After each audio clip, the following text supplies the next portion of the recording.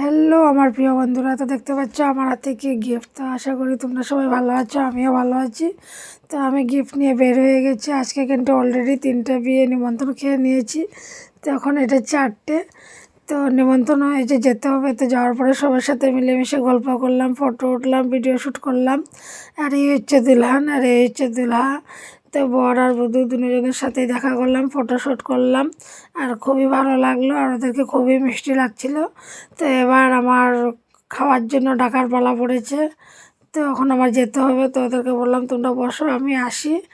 তো ওইদিকে আমার প্রতিদেব অপেক্ষা করছে। তো বন্ধুরা, সবার সাথে ফটো উঠলাম, দেখতেই পাচ্ছ খুবই ভালো লাগছিল দুলহানকেও।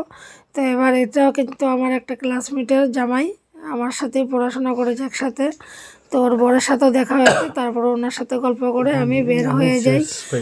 তারপরে আমি খাওয়ার জন্য চলে গেলাম। তো ফাইনালি আমি এবার খেতে বসে গেছি গিয়ে।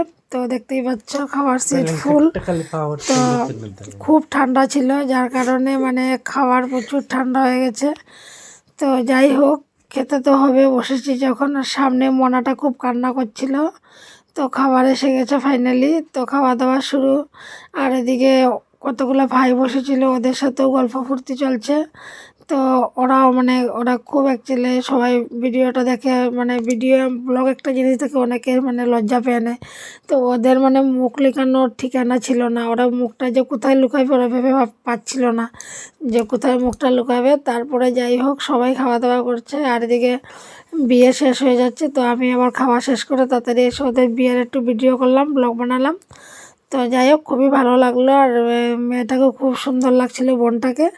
আর এই ছোট্ট ব্লগটা এখানে শেষ করলাম। আবার দেখা হবে নেক্সট ব্লগে, ঠিক আছে?